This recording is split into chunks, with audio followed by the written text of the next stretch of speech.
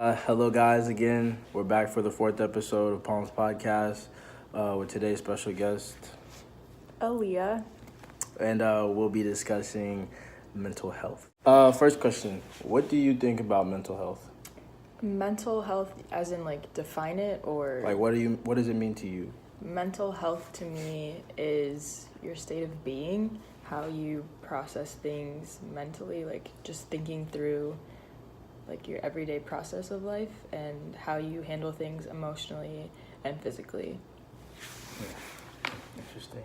To me, I feel like mental health is everything that impacts the way you experience life on a daily basis, whether that be the things that you see in the physical manner or things that you experience mentally, as like, for instance, when you go to class, how are you feeling in terms of your learning, and do you feel like you're focused enough, or can you focus enough because of the things that are going on in the background of your life, and things like that add into what your mental health really is. I feel like it's more than just people being diagnosed with disorders or behavioral problems. I think it's a bigger issue than what people see it as. How has your mental health been affected since you've been in college? Good question. Mental health in college. I think for everyone it's different.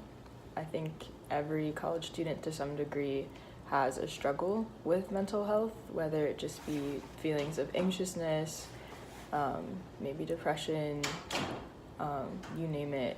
There's a long list of things that people can, I don't want to say suffer because it's not like it's a disease and it doesn't bring you down, because you can live with it. So, and instead of saying suffer, you suffer from a mental illness, you live with a mental, and not even illness, just a mental issue or battle. For me personally, it hasn't been the worst struggle of my life. I think anxiety and depression is something that is very manageable if you take care of yourself and you look at your resources. So on campus with insurance, whatever insurance, I don't even think you need insurance actually. It should be free counseling services. I'm in Sparta, so Spartan Promoting Awareness and Resources to All. We do a lot of events, from the De-Stress Fest, having therapy animals on campus, doing aromatherapy. There's a lot of different avenues to explore when it comes to mental health. It's just not talked about as often as it should be. Me personally, being in school, my first couple years here, I was fine. I didn't really feel many issues, but something big that happened to me during my freshman year was I lost both of my grandparents, and at the time, it did really, really make me sad, and I was really sad for probably a month or so, but then the rest of the year I was able to push through and be fine. And then my sophomore year, around the winter time, I experienced a little bit of lethargy in terms of I felt like I was just going through the motions. I felt like things weren't really, like I wasn't really feeling anything, but I was just kind of like waking up and then doing stuff without really retaining what really went on in those couple months. And I found that had become like a pattern for me, per se, after that event happened in my family. And around the same time every year since then, I kind of feel like I zone out and I lose what's going on.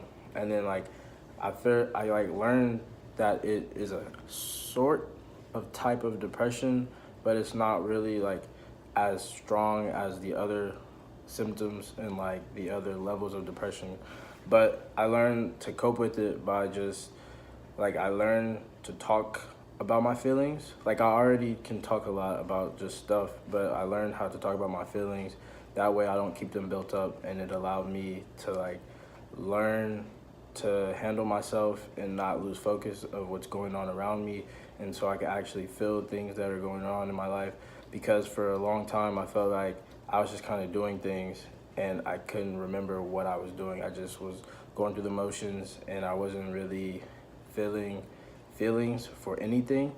And I had to snap out of that because I didn't want to find myself in a position where it would be hard for me to connect with others and stuff like that. And I feel like since then I've been able to learn more about myself, and I've been able to, I just learn more about myself, and I learn more how to help others. And a big thing with me is I like to help other people. So if I can't take care of myself, it's going to be pretty hard for me to help other people. Do you have any tips for people that go through things? So I'm not by any means a therapist or health professional, but it's individualized to each person. So like you said, being able to talk openly and honestly about your feelings with people that you trust, so finding a support system is extremely important, because I find a lot of people don't have that, and is why they feel the way they feel, not entirely, but I think it's a great way to really kind of come to terms with what you're dealing with. And if you don't have a support group, try and find one by, if you're on a college campus, getting involved and reaching out. And that might be a really hard step. So even smaller steps would just be to even go and seek help, or, well, actually that's kind of a large step to go and seek help. That's kind of like the top of the top. But for yourself,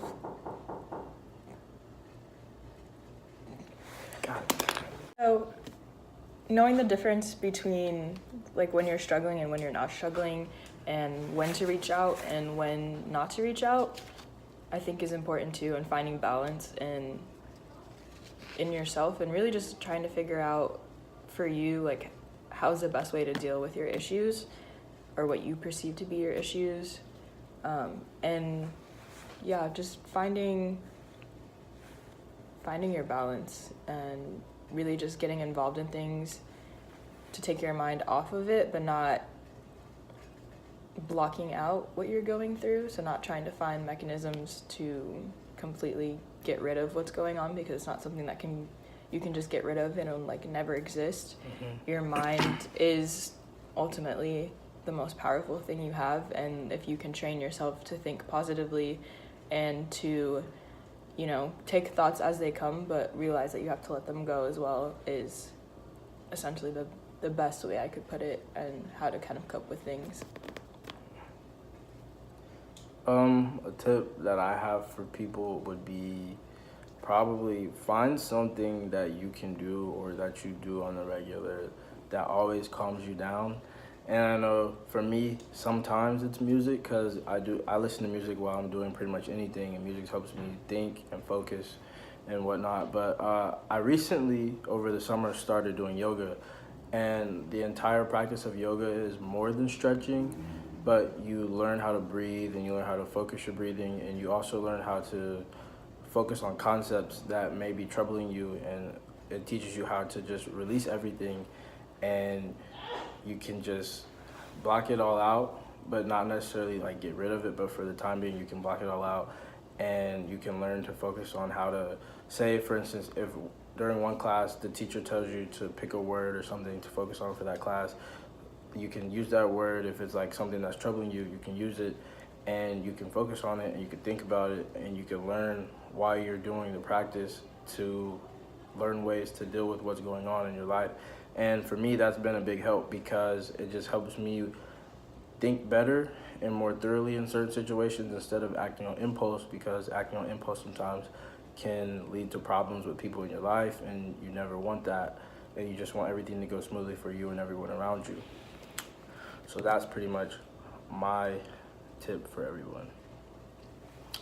And that pretty much concludes everything on this episode. We hope that we were able to help everybody, and we hope that we were able to provide some insight for those that were not completely educated on the subject.